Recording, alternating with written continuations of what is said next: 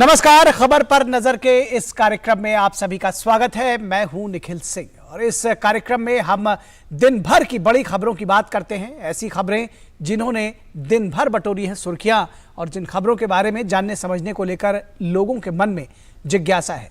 तो ऐसी ही खबरों का विश्लेषण करेंगे अपने संवाददाताओं के जरिए जिन्होंने इन खबरों को फॉलो किया है। सबसे पहले बात करते हैं प्रधानमंत्री के हिमाचल प्रदेश दौरे की। प्रधानमंत्री नरेंद्र मोदी कुल्लू के ढालपुर मैदान में अंतर्राष्ट्रीय कुल्लू दशहरा महोत्सव में शामिल हुए। यह दशहरा आज से लेकर 11 अक्टूबर तक मनाया जाएगा। इस महोत्सव में घाटी के 300 से अधिक देवी देवताओं का समावेश होता है। महोत्सव के पहले दिन आज सुसज्जित पालकियों में अच्छी तरह से सजे देवताओं ने अपने अधिष्ठाता देव भगवान रघुनाथ जी के मंदिर में पहले श्रद्धासुमन अर्पित किए और उसके बाद ढालपुर मैदान में आगे बढ़े। प्रधानमंत्री मोदी दिव्य रथ यात्रा और देवताओं की भव्य सभा के साक्षी बने। इस दौरान दशहरा महोत्सव में आए लोगों का प्रधानमंत्री ने हाथ हिलाकर अभिवादन किया। पीएम मोदी कुल्लू दशहरा समारोह में भाग लेने वाले पहले प्रधानमंत्री बने। और इससे पहले प्रधानमंत्री नरेंद्र मोदी ने हिमाचल प्रदेश के बिलासपुर में 3,650 करोड़ रुपए की विकास परियोजनाओं की सौगात दी। प्रधानमंत्री ने एम्स बिलासपुर की शिला पट्टिका के साथ अन्य परियोजनाओं का उद्घाटन किया और आधारशिला रखी। बीते 8 वर्षों में हमारी डबल इंजन की सरकार ने हिमाचल की विकास गाथा को नए आयाम पर पहुंचा दिया है। आज हिमाचल में सेंट्रल यूनिवर्सिटी भी है, आईआईटी भी है, ट्रिपल आईटी भी है, Indian institute of management IIM जैसे प्रतिष्ठित संस्थान भी है। देश में मेडिकल शिक्षा और स्वास्थ्य का सबसे बड़ा संस्थान एम्स भी अब बिलासपुर और हिमाचल की जनता की आन बान शान बढ़ा रहा है। और प्रधानमंत्री ने बिलासपुर के बंदला में बने गवर्नमेंट हाइड्रो इंजीनियरिंग कॉलेज का उद्घाटन किया। इस कॉलेज के बनने से लगभग 140 करोड़ रुपए की इसमें लागत आई है। इस कॉलेज से पनबिजली परियोजना के लिए प्रशिक्षित कामगार उपलब्ध कराने में मदद मिलेगी। हिमाचल प्रदेश इस क्षेत्र में अग्रणी राज्यों में से एक है। इससे युवाओं के कौशल को बढ़ाने और पनबिजली क्षेत्र में रोजगार के पर्याप्त अवसर प्रदान करने में मदद मिलेगी। इसके अलावा प्रधानमंत्री ने नालागढ़ में करीब 350 करोड़ रुपए की लागत से बनने वाले मेडिकल डिवाइस पार्क की आधारशिला भी रखी। इस मेडिकल डिवाइस पार्क में उद्योग स्थापित करने के लिए 800 करोड़ रुपए से अधिक के समझौता ज्ञापन पहले ही जिन पर हस्ताक्षर किए जा चुके हैं। इस परियोजना से क्षेत्र में रोजगार के अवसरों में उल्लेखनीय वृद्धि होगी। प्रधानमंत्री ने कहा कि हिमाचल प्रदेश के मेडिकल टूरिज्म को लेकर अपार संभावनाएं हैं और हिमाचल दुनिया का बड़ा आकर्षण का केंद्र बन रहा है।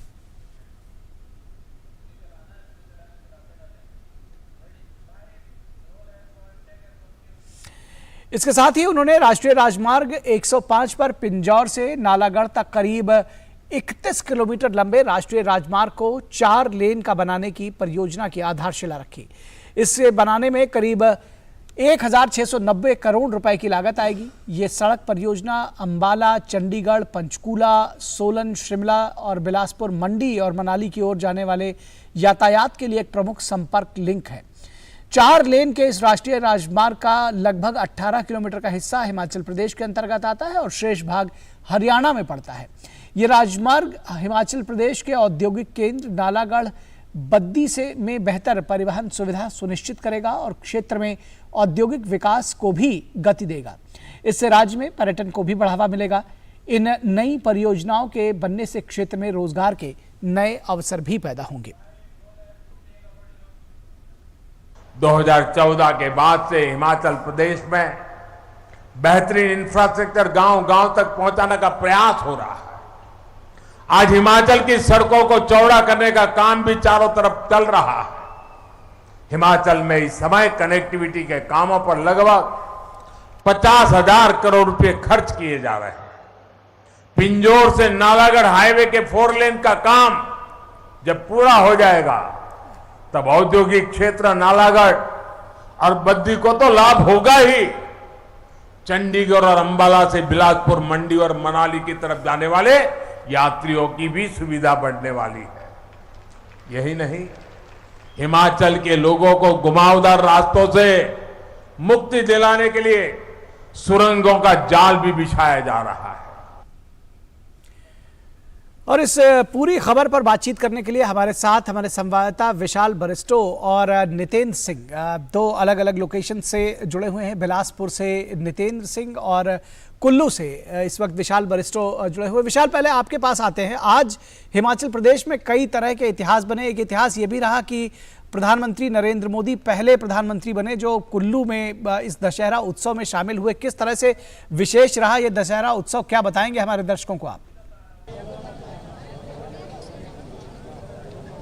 निखिल, सबसे पहले आपको दशहरे की बहुत बहुत शुभकामनाएं। जी हाँ, बिल्कुल ठीक कहा आपने। प्रधानमंत्री नरेंद्र मोदी ने आज एक और रिकॉर्ड अपने नाम किया है। जी, आज एक और रिकॉर्ड अपने नाम किया है और वो ये कि प्रधानमंत्री नरेंद्र मोदी पहले प्रधानमंत्री हैं जो कुल्लू के अंतर्राष्ट्रीय दशहरा का जो समारोह है उसमें शामिल हुए। और ये एक सांस्कृतिक समारोह है, 1605 से ये चला आ रहा है और आज एक नया रिकॉर्ड कायम हुआ। रिकॉर्ड एक और कायम हुआ कि 2 साल बाद ये समारोह इतनी बड़ी तादाद में लोगों ने देखा और 2 साल से कोरोना की वजह से ये समारोह अपने पूरे वैभव के साथ लोगों के सामने नहीं आया था। लेकिन आज एक अलग तरह की भीड़ थी, एक अलग तरह का जोश और जुनून था और वो इसलिए कि वो अपने प्रधान सेवक को देखने के लिए काफ़ी तादाद में यहाँ पर आए थे। लोगों की बहुत भीड़ थी। अगर ये कहा जाए कि जन सैलाब उमड़ा था और सबने हाथों में फ़ोन ले रखे थे उस मौके को, उस लम्हे को कैद करने के लिए, जब प्रधानमंत्री उनकी तरफ देख के हाथ हिला रहे थे। हर एक को लग रहा था जैसे वो उसी को देखकर हाथ हिला रहे हैं। लोगों ने अपने बच्चों को अपने कांधों पर उठाया हुआ था और जाते जाते प्रधानमंत्री ने एक माँ और एक उसकी बेटी के पास, मंच के पास थे, वो काफ़ी नज़दीक आ गए थे किस तरह प्रधानमंत्री की नज़र उन पर पड़ जाए और प्रधानमंत्री ने झुककर उनका अभिवादन किया, उनसे बात करी। और ये एक बहुत ही खुशी का मौका था क्योंकि जो कुल्लू का दशहरा होता है जिसको अंतर्राष्ट्रीय स्तर प्राप्त है, यहाँ पर 365 देवी देवता हैं जो पहाड़ों से उतरकर यहाँ पर जो रथ मैदान है वहाँ पर जमा होते हैं और रघुनाथ जी की सवारी निकलती है यहाँ पर। तो एक अलग अनुभव है जो मुझे लगता है निखिल आपको भी यहाँ पर आना चाहिए और इसका आनंद उठाना चाहिए। जी, निश्चित तौर पर आप भाग्यशाली हैं कि आप वहाँ पर हैं और आप हमारे दर्शकों को जो जानकारी दे रहे हैं, जो दृश्य आपने दिखाए, उसके लिए आप साधुवाद के पात्र हैं। आप हमारे साथ बने रहें। नितेंद्र, आपके पास आएंगे। ऐतिहासिक दिन की जब बात हो रही है तो आज निश्चित तौर पर एक नए एम्स का, अत्याधुनिक एम्स का खुलना वो भी ऐतिहासिक है। क्या जानकारी देंगे, क्या बताएंगे बिलासपुर एम्स के बारे में? जी बिल्कुल, देखिए एम्स की परिकल्पना जब हम करते हैं, अगर हमारे सोच में आता है तो लगता है कि दिल्ली एम्स है और दिल्ली एम्स दूर होता है, चाहे वो किसी भी राज्य के नागरिक हो उनके लिए। और हिमाचल के लोगों का ये भी कहना था कि हमारे लिए तो और मुश्किल भरा होता था क्योंकि पहाड़ी राज्य है और वहाँ से चाहे वो पीजीआई चंडीगढ़ हो या एम्स जाना हो, बहुत मुश्किल भरा काम था। लेकिन अब हालात बदले हैं और अब एम्स जैसे संस्थान टायर 2, टायर 3 सिटी में बन रहा है और बिलासपुर जो कि एक बहुत बड़ा तो शहर नहीं कह सकते लेकिन एक जो टायर 3 सिटी की तरह है और वहां पर एम्स आना एक बड़ी बात है। और इससे फायदा ये होगा कि जितने भी हिमाचल प्रदेश के लोग हैं वो उनका जो टर्सरी केयर हम जिसको बोलते हैं, जहां पर सुपर स्पेशलिटी की जरूरत होती है, गंभीर बीमारी, चाहे वो कैंसर की बीमारी हो या फिर किडनी के ट्रांसप्लांट की बात हो या फिर आपको हार्ट की कोई बीमारी हो, तो इस तरह की जो गंभीर बीमारियां हैं उनका इलाज उनके घर के पास हो सकता है, अपने राज्य में हो सकता है। तो ये अच्छी बात है। 1500 करोड़ की लागत से एम्स बना है जिसमें 750 बेड है। अभी पहले चरण में, जब दूसरा चरण इसका पूरा होगा तो वो बढ़ करके और 750 हो जाएगा। तो कम से कम 1600 के आसपास अगले 5 साल में इस अस्पताल में बेड की क्षमता हो जाएगी। साथ ही साथ आईसीयू बेड भी यहाँ काफी है, 64 अभी आईसीयू बेड है। इसके अलावा ट्रॉमा सेंटर है क्योंकि हम जानते हैं कि पहाड़ी एरिया है हिमाचल, जहाँ पे एक्सीडेंट के बहुत केस होते हैं क्योंकि टूरिस्ट भी बहुत आते हैं, घुमावदार सड़कें हैं तो एक्सीडेंट का खतरा ज्यादा रहता है। ऐसे में ट्रॉमा केयर पे खास फोकस किया गया है कि अगर कोई इमरजेंसी के सिचुएशन में आता है तो उससे बेहतर इलाज मिले। साथ ही साथ टेली मेडिसिन की भी सुविधा यहाँ पर है कि अगर बहुत से ऐसे इलाके हैं, जनजातीय इलाके हैं जहाँ पे दुर्गम करीब 4 से 6 महीना तक बर्फ रहता है, तो वहां पर उन लोगों को कैसे बेहतर सुविधा इलाज की मिले। तो जो एम्स के डॉक्टर है वहाँ कैंप भी करेंगे, स्क्रीनिंग करेंगे, साथ ही साथ टेली मेडिसिन से भी, टेली कंसल्टेशन से भी जुड़े रहेंगे। इसके अलावा हेली सर्विस भी शुरू किया जाएगा, क्योंकि अगर बहुत दूर दराज के इलाके में कोई गंभीर मरीज है तो उसको हेलीकॉप्टर के जरिए एम्स में लाया जा सके। और साथ ही साथ मेडिकल कॉलेज है, एम्स में 100 सीट है और 60 नर्सिंग का सीट है। तो कम से कम जो स्टूडेंट है, छात्र हैं, जिनको अपने करियर हेल्थ सेक्टर में बनाना है, तो उनके लिए भी बहुत बड़ा ये अवसर है। तो निश्चित तौर पर एक बड़ी बात है स्वास्थ्य के क्षेत्र में। जैसा कि प्रधानमंत्री जी ने कहा कि देश की जो लोगों की रक्षा के क्षेत्र में सबसे ज्यादा योगदान अगर हिमाचल का है, तो अब जीवन से जुड़ी, खासकर के स्वास्थ्य से जुड़ी जो क्षेत्र है उसमें भी हिमाचल का बड़ा योगदान देखने को मिलेगा। निश्चित तौर पर मेडिकल टूरिज्म को भी बहुत बढ़ावा मिलेगा निखिल। जी, प्रधानमंत्री ने अपने संभाषण में इस बात का उल्लेख भी किया था मेडिकल टूरिज्म का, और निश्चित तौर पर मेडिकल टूरिज्म को बढ़ावा मिलेगा। और अब जिस तरह से हिमाचल प्रदेश की बात की जाए, आज बहुत बड़ा दिन हिमाचल प्रदेश के लिए रहा, और आप दोनों को एक बार फिर से विजयदशमी की शुभकामनाएं। बहुत शुक्रिया हमारे साथ जुड़ने के लिए।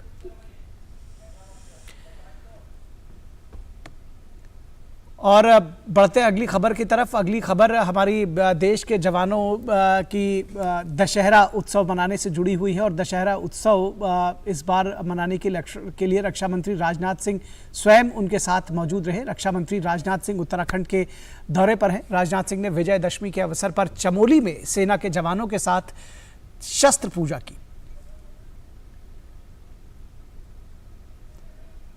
रक्षा मंत्री राजनाथ सिंह ने कहा कि भारत दुनिया का अकेला देश है जहां शास्त्र और शस्त्र दोनों की पूजा होती है। इस देश में जो सर्वोच्च निधियां हैं, उनमें सबसे महत्वपूर्ण निधि भारत की सेना है।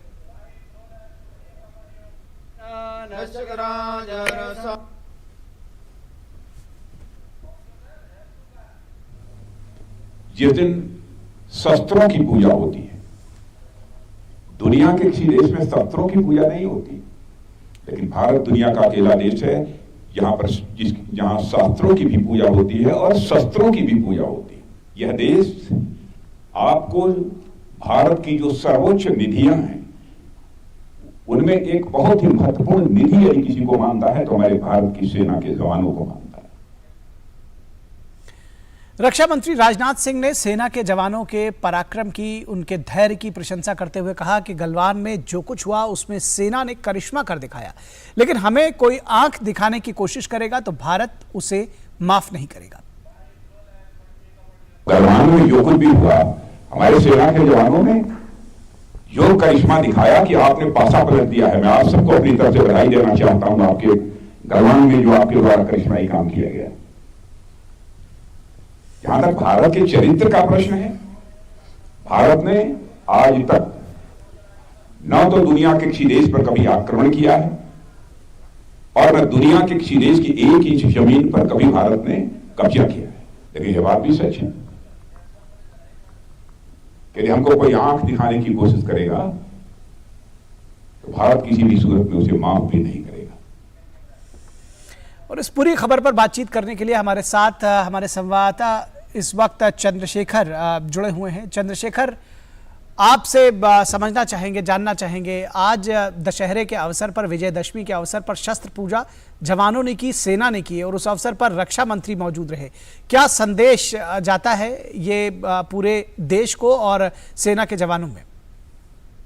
देखिए बिल्कुल, और क्योंकि विजयदशमी का ये त्योहार था और एक पारंपरिक रूप से हमारे यहाँ शस्त्र पूजा का एक चलन है, और उसी को उसका निर्वहन करते हुए जिस प्रकार से रक्षा मंत्री राजनाथ सिंह वहां पर पहुंचे थे, तो आप दोनों ही रूप उनका आप देख सकते हैं कि जब वो बद्रीनाथ में थे तो उन्होंने एक आध्यात्मिक रूप को दिखाया, लेकिन जब वो सेना के बीच में थे तो उनकी बॉडी लैंग्वेज उस प्रकार की थी और एक संदेश देने का जो प्रयास किया गया था यहाँ पर, क्योंकि चीन की सीमा से काफी नजदीक क्योंकि ये मिलिट्री कैंप था, और वहां पर क्योंकि जिस प्रकार से गतिविधियां बीते दिनों में होती चली आई हैं चाइना की तरफ से, तो उसको देखते हुए एक संदेश देना की बहुत जरूरत थी। और निश्चित तौर पर जिस प्रकार से प्रधानमंत्री भी सैनिकों के बीच में जाते रहे हैं, चाहे वो गृह मंत्री जाते रहे हों। इसी प्रकार से रक्षा मंत्री भी का भी ये दौरा जो था वो एक निश्चित तौर पर जहां के जो सेना के जो जवान थे उनको एक संदेश देने की कोशिश थी कि सरकार पूरी तरीके से उनको हर प्रकार से सहायता करना चाहती है, और उस तरीके से जो रोड की कनेक्टिविटी जिस प्रकार से हुई है और जिस प्रकार से जो सामान वहां तक पहुंचाने की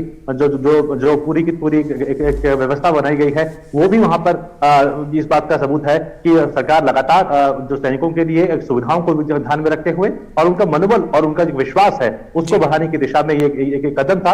और निश्चित तौर पर जब हमने देखा कि जवानों के बीच में वो मोटिवेशन देखने को मिला, वो जज्बा देखने को मिला कि किस प्रकार से वो जो माइनस डिग्री में वो जो देश की रक्षा कर रहे हैं, उस बॉर्डर के इलाकों की रक्षा कर रहे हैं, तो वहां पर जब इस प्रकार से जो रणनीतिक रूप से जो केंद्र से कोई रक्षा मंत्री के कद का कोई नेता वहां पर पहुंचता है और उनको बताता है, उनके साथ समय व्यतीत करता है, और दिवाली हो, दशहरा हो, इस प्रकार के जो छोटे छोटे जो त्योहार हैं जो वो अपने घरों से दूर होकर के मना रहे हैं, ऐसे में जब हमारे बीच का कोई व्यक्ति वहां तक पहुंचता है या हमारा नेतृत्व वहां तक पहुंचता है तो निश्चित तौर पर एक सशक्त माहौल उनको मिलता है और एक संदेश भी निश्चित तौर पर बॉर्डर के इलाकों पर भी जाता है और पड़ोसी देश को भी जाता है। निश्चित तौर पर देश को जाता है और ये भी जाता है कि पूरा देश अपने सैनिकों के साथ, उन सब के साथ खड़ा हुआ है, और ऐसे जो पर्व हैं उनको मनाने में हम उनके साथ खड़े हैं, उनसे पीछे नहीं। एक बात और राजनाथ सिंह ने कही जो बेहद विशेष है, और ख़ासतौर पर जैसा कि आपने जिक्र किया कि चीन और भारत की सीमा के पास खड़े होकर इस तरह का स्टेटमेंट दिया। उन्होंने गलवान का जिक्र किया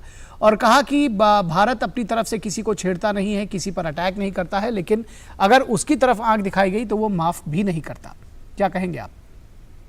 निखिल, निश्चित तौर पर मैंने आपसे कहा कि जिस प्रकार से गतिविधियां चाइना बॉर्डर की तरफ से देखी गई है, जिस प्रकार से भारत के जो सैनिक हैं, जो जवान हैं, उन्होंने जिस प्रकार से उसका मुकाबला किया है, जो जवाब दिया है, वो पिछले कई सालों में, क्योंकि सेना के कर्तव्य परायणता पर या उनकी अनिष्ठा पर सवाल नहीं उठाया जा सकता, क्योंकि वो लगातार अपने देश की रक्षा के लिए बॉर्डर के इलाकों पर लगातार मुस्तैद रहे हैं। और ऐसे में परंतु इस बार जो बॉडी लैंग्वेज है हमारे जवानों की, उन्होंने जिस प्रकार से दिखाया है, क्योंकि उनको पीछे से जो पॉलिटिकल विल होती है वो भी एक बड़ी बड़ा एक काम करती है जवानों के मोटिवेशन को लेकर के, और जिस प्रकार से गतिविधियां पिछले दिनों देखी गई हैं, जैसे कि खुद रक्षा मंत्री ने गलवान का जिक्र किया था, उस प्रकार से और भी कई गतिविधियां इस पूरे इलाके में देखने को मिलती है, क्योंकि चीन से बहुत बड़ा इलाका हमारा लगता है। और ऐसे में जब हमारे सेना के जवान वहां तक पहुंचते हैं और वहां पर रक्षा कर रहे हैं, जैसे कि माइनस डिग्री की मैंने बात की, किस प्रकार से वहां पर, क्योंकि रात में भी अगर देखा जाए तो बद्रीनाथ के आसपास का इलाका जो है वो 1 डिग्री के आसपास पहुंच जाता है। तो सोचिए जब ये सीमा की तरफ जब हम बढ़ते हैं तो ये माइनस में पहुंच जाता है। और ऐसे क्षेत्र में जब सेना के जवान वहां पर मौजूद हैं और मुस्तैदी से काम कर रहे हैं और इस प्रकार की छिटपुट घटनाएं वहां पर अगर से होती हैं, तो एक निश्चित तौर पर संदेश देने की बात होती है कि भारत अब किसी से पीछे नहीं है और अपने क्षेत्र की रक्षा जो है, क्षेत्र रक्षण जो है वो अच्छे से जानता है, और उसको ये भी पता है कि वो इंट्रूडर नहीं है, वो किसी दूसरे के देश की सीमाओं का अतिक्रमण नहीं करता है, लेकिन हाँ अगर उसकी सीमाओं का अतिक्रमण होता है तो उसका वो मुस्तैदी से जवाब देना भी जानता है। और यही संदेश देने के लिए रक्षा मंत्री भी वहां तक पहुंचे हैं। उन्होंने जिस प्रकार से स्टेटमेंट दिया है वो भी इस बात वो एक पॉलिटिकल विल को दिखाता है कि हम अपने क्षेत्र का रक्षण करना जानते हैं और अब हम शांति ही चाहते हैं, लेकिन हाँ अगर इस प्रकार की कोई घटनाएं होती है तो उसका मुस्तैदी से जवाब देना भी हम जानते हैं, और सैनिकों को भी इस प्रकार से पूरी तरीके से मोटिवेट किया गया। जी निश्चित तौर पर, और इसका संदेश दूर तक जाएगा। बहुत शुक्रिया इस तमाम बातचीत और जानकारी के लिए चंद्रशेखर। और केंद्रीय गृह मंत्री अमित शाह ने श्रीनगर में शीर्ष अधिकारियों के साथ सुरक्षा समीक्षा की बैठक की। गृह मंत्री अमित शाह 3 दिन के जम्मू कश्मीर दौरे पर हैं और उनके साथ इस बैठक में जम्मू कश्मीर के उपराज्यपाल मनोज सिन्हा भी मौजूद रहे। उन्होंने रक्षा सुरक्षा की समीक्षा की। और केंद्रीय गृह मंत्री अमित शाह ने बारामूला में एक जनसभा को भी संबोधित किया। उन्होंने कहा कि आज वो 3 परिवार जिन्होंने यहाँ 70 साल तक राज किया, वो मुझे पाकिस्तान से बात करने की सलाह देते हैं। उन्होंने कहा कि मेरा स्पष्ट मत है कि मैं पाकिस्तान से बात नहीं करना चाहता, मैं बारामूला कश्मीर के युवाओं से बात करना चाहता हूं। आज देश के सभी राज्य आगे बढ़ रहे हैं और कश्मीर को भी देश के साथ चलना होगा। मुझे सलाह देते हैं, जिन्होंने 70 साल तक यहां राज किया, वो लोग सलाह देते हैं पाकिस्तान से बात करो। मेरा स्पष्ट मत है, मैं पाकिस्तान से बात करना नहीं चाहता। मेरे बारामूला के गुर्जर, पहाड़ी और बकरवाल भाइयों बहनों को बात करना चाहता। मैं कश्मीर के युवाओं को बात करना चाहता। जरा खुली नजर से, खुले दिमाग से सोचिए जिन्होंने दहशतगर्दी फैलाई, इसने कश्मीर का क्या भला किया है? आज पूरे देश के सभी राज्य आगे बढ़ रहे हैं, कश्मीर को भी वो रेस के अंदर आना है। हमें आतंकवादी की बताए हुए रास्ते पे नहीं जाना। कश्मीर का युवा देश के विकास में जुड़े, कश्मीर का युवा पढ़ लिख कर नौकरी प्राप्त कर उद्योगों के साथ जुड़े, ये करने का काम नरेंद्र मोदी जी कर रहे हैं। मेरा आपसे निवेदन है कि आप इसमें आपका सहयोग दीजिए। और जम्मू कश्मीर में गुपकार मॉडल पर बात करते हुए उन्होंने कहा कि गुपकार मॉडल में युवाओं के लिए पत्थर, बंद कॉलेज और बंदूकें हैं, और मोदी मॉडल में युवाओं के लिए IIM, IIT, एम्स और नीट है। युवाओं के लिए पढ़ाई लिखाई है। उन्होंने कहा कि पत्थर नहीं चाहिए, युवाओं के हाथ में पत्थर लेकर पढ़ाई लिखाई करने का काम PM मोदी ने किया है। पत्थर हटाकर पढ़ाई लिखाई, किताब थामने का काम। गुपकार मॉडल क्या कर रहा है? पाकिस्तानी आतंकवादियों को लाल जाजम बिठाकर यहां पर ला रहा है। मोदी मॉडल क्या कर रहा है? 56,000 करोड़ के इन्वेस्टमेंट को जमीन पर उतारकर मेरे बारामूला के युवाओं को रोजगारी देने का काम ये नरेंद्र मोदी मॉडल कर रहा है। मित्रों, युवाओं के लिए गुपकार मॉडल में क्या है? पत्थर है, बंद कॉलेज है, हाथ में मशीन गन है। नरेंद्र मोदी मॉडल में क्या है? IIM है, IIT है, एम्स है, निफ्ट है, नीट है। युवा को पढ़ाई लिखाई चाहिए। अब्दुल्ला साहब, युवा के हाथ में पत्थर नहीं चाहिए। और उन्होंने कहा कि पहले घाटी में टेररिस्ट हॉटस्पॉट था, आज टूरिस्ट हॉटस्पॉट है। पहले यहां साल के 6 लाख सैलानी आते थे, आज यहां अक्टूबर तक ही 22 लाख सैलानी आ चुके हैं। इसमें कई युवाओं को इससे रोजगार मिला है। कश्मीर के घाटी में सबसे ज्यादा साल के 6 लाख सैलानी आया करते थे। आज मैं यहां पर अक्टूबर में आया हूं, जोर से ताली बजाइएगा। पहले 6 लाख आते थे, अक्टूबर तक 22 लाख प्रवासी यहां आ चुके हैं, जिससे कितने युवाओं को रोजगारी मिली। और इस पूरी खबर पर बातचीत करने के लिए हमारे साथ हमारे संवाददाता कुमार आलोक इस वक्त बने हुए हैं। कुमार आलोक, किस तरह से विश्लेषण करेंगे 3 दिन के इस दौरे का, और खासतौर पर आज जिस तरह से बारामूला में उन्होंने बिल्कुल खुल करके तुर्की ब तुर्की तमाम सारी बातों का न सिर्फ जवाब दिया बल्कि कहा और बताने की कोशिश की कि कश्मीर किस तरह से बदल रहा है। तमाम आंकड़े भी पेश किए गृह मंत्री ने। देखिए, HM साहब ने जब बारामूला में अपनी सभा की शुरुआत की, उस सभा की शुरुआत में ही उन्होंने कहा कि कुछ दिन पहले ट्वीट किया था महबूबा मुफ्ती ने कि HM साहब आ रहे हैं, पहले जब यहां पर आ रहे हैं तो 3 सालों के कार्यकाल का हिसाब दें। तो उस पर उनका कहना था कि हम 3 साल के हिसाब तो उन्होंने दिया ही, जिस तरीके से उत्तरोत्तर यहां पर विकास की गति को बढ़ाया गया है। उन्होंने कहा कि 70 सालों का इतिहास कौन देगा। 70 सालों के इतिहास में उन्होंने महबूबा मुफ्ती और फारूक अब्दुल्ला और कांग्रेस का नाम लेकर उन्होंने बताया कि किस तरीके से इन्होंने पूरे राज्य को पिछड़ेपन की ओर धकेला। और दूसरी जो सबसे अहम बात उन्होंने कही कि आतंकवाद से युवाओं का भला नहीं होगा, क्योंकि आपने भी कहा कि हॉटस्पॉट जो पहले टेररिस्ट का था अब टूरिज्म का है हॉटस्पॉट बना हुआ, और इससे लोगों को रोजगार भी मिल रहा है क्योंकि पर्यटकों की संख्या में अप्रत्याशित वृद्धि हुई है। इसके साथ ही उन्होंने कहा कि 42,000 लोग आतंकवाद की भेंट चढ़ गए, उसमें अधिकतर युवा लोग थे, अधिकतर हमारे कश्मीर के युवा लोग थे। तो अब यह हमें कोई बताया कि कश्मीर में आतंकवाद के जो शिकार हुए, निर्दोष लोग शिकार हुए, गरीब लोग शिकार हुए, कोई भी एक ऐसे नेता का बेटा बताइए या नेता का कोई प्रतिनिधि बताइए कि वो शिकार हुआ आतंकवाद से। तो इन नेताओं ने पूरे कश्मीर में अपनी राजनीति करते रहे, गुपकार के बदौलत या जो विभाजनकारी राजनीति रही उसको वो करते रहे। दूसरा जो सबसे अहम जो लोगों के लिए बहुत प्रतीक्षित था, और खासकर मैं पहले भी चर्चा कर चुका हूं कि 3 जो कम्युनिटी हैं, बकरवाल, गुर्जर और पहाड़ी, तो इनकी एक चिर प्रतीक्षित मांग थी कि उनको आरक्षण की परिधि में लाया जाए। तो इसकी घोषणा उन्होंने की, गृह मंत्री ने कि सब सारा काम हो गया है, कमेटी ने सिफारिश की है और उसको हम लागू करेंगे। दूसरी चीज है कि जो नया परिसीमन हुआ है, नए परिसीमन में उन जातियों को, एक तो एससी और एसटी की जो सीटें थी उसको बढ़ाई गई हैं, और बहुत सारे जो कौम जो पिछड़े हुए थे, जो राजनीति के मैदान, राजनीति के क्षेत्र में भी पिछड़े हुए थे, अगर हम नौकरियों की बात करें तो उसमें भी पिछड़े हुए थे। तो ये परिसीमन की जो संख्या है, सीटों की संख्या इससे बड़ी है।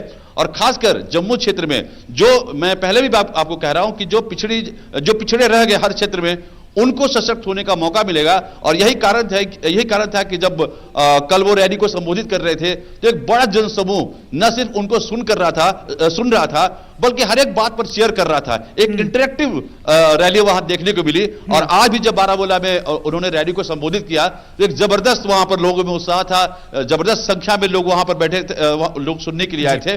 और अभी कुछ देर पहले राजभवन में कार्यक्रम हुआ। उस कार्यक्रम में लगभग 15 से ऊपर जो डेवलपमेंट प्रोजेक्ट थे, उसमें लगभग 60% जो प्रोजेक्ट थे उनको पूरा किया गया, उसका उद्घाटन हुआ। और लगभग 30% जो प्रोजेक्ट थे उनकी आधारशिला रखी गई। कुछ प्रोजेक्ट ऐसे थे जैसे कि सरोवर योजना सरकार की यहां पर थी, उस 70 सरोवरों को 2023 तक पूरा करना था। लेकिन आज जो उनके इंजीनियर थे, आज जो राज्य के जो अधिकारी होते हैं, उन्होंने घोषणा की कि जो 2023 तक हमको पूरा करना था वो हमने आज ही पूरा कर लिया। तो ऐसे ढेर सारे प्रोजेक्ट, चाहे वो हेल्थ सेक्टर के हो, चाहे वो जल शक्ति का हो, चाहे इंफ्रास्ट्रक्चर का हो, चाहे हेल्थ का हो, चाहे रोड कनेक्टिविटी का हो, तो एक पूरा जाल बिछा इन 3 सालों में। और ये सरकार ये चाहती है कि विकास की गति को और तेजी से बढ़ाए, जिससे कि जम्मू की जनता, कश्मीर की जनता, लद्दाख की जनता देश के मेन स्ट्रीम में आ सके। जी, निश्चित तौर पर तो ये दौरा बेहद महत्वपूर्ण रहा। अपनी बातें भी उन्होंने रखी और तमाम जो विकास की परियोजनाएं थी उनको भी गति दी, तमाम का शिलान्यास किया, उद्घाटन किया। बहुत शुक्रिया इस तमाम बातचीत और जानकारी के लिए कुमार आलोक। तो खबर पर नजर के इस अंक में बस इतना ही। हमारी पूरी टीम को दीजिए इजाजत। नमस्कार।